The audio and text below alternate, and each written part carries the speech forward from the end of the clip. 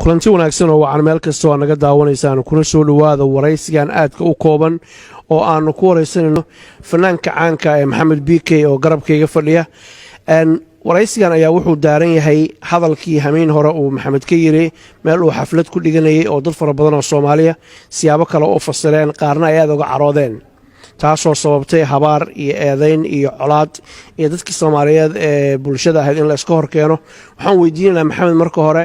maxaa ku kalifay waxa inuu yiraahdo fanka iyo siyaasadda in la isdhex geliyo ma khasaba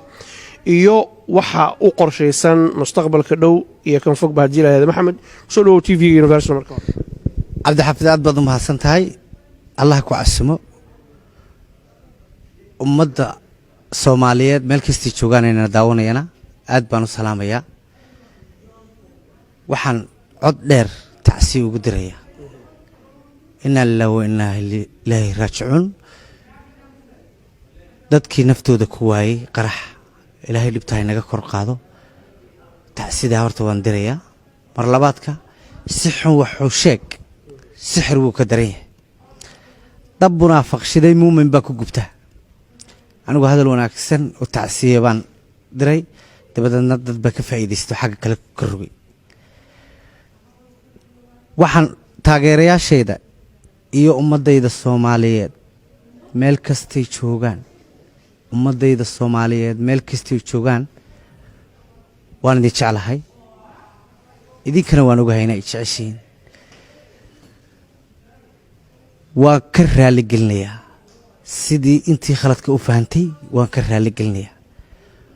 muqdisho xaal baan siinayaa mar dambe iyo mar horeba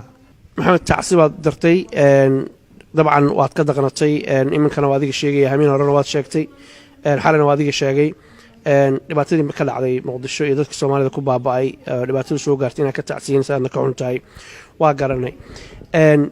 fanka iyo siyaasadda inaad isku dhaxoodimiyaa doonaysaa mise waxaad doonaysaa inaad kala weecisid si aan taageerayaashaadu aysan isugu dhicinin bulshaduna isaga hor imaan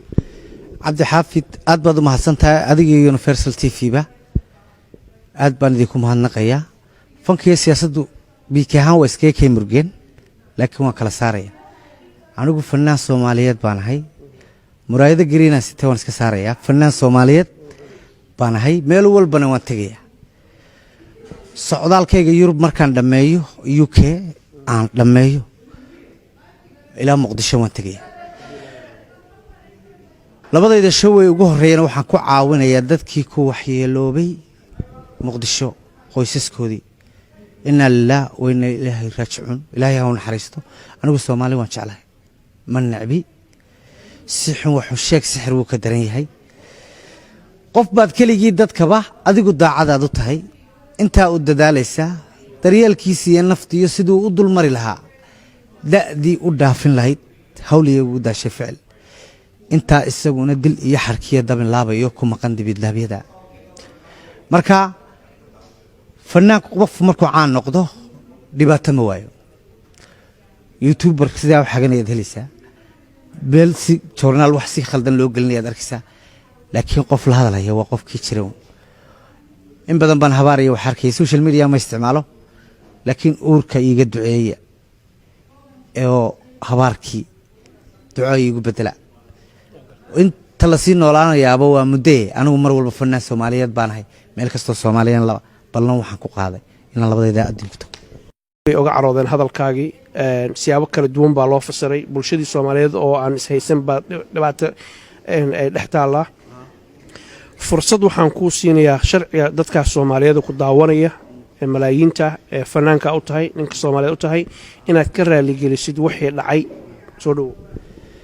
Cabdi Xaafid aad baad u mahadsantahay waxaan u mahadnaqayaa adiga iyo Universal Adnaan oo kabarday naga duubayo nin qaali ah Barasaab iyo Cabdi Waasac oo niman qaali ah oo showgii muhiimka ugu horeeyay rag lahaa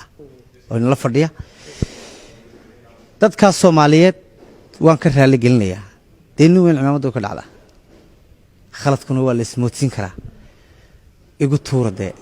markii hore ciidamada waa igu tuurteene igu tuura anigu siyaasad dambena kuma jiro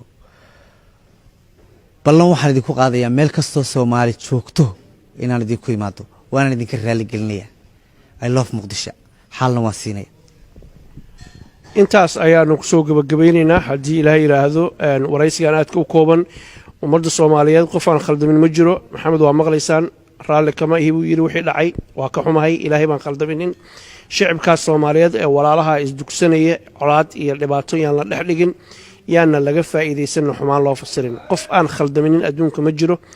walaalka hadduu raalli ku yidhaahdo madaxaa la saartaa aad baa u mahadsantihiin maxamed aad baad noo mahadsantahay thank you cabdi xafid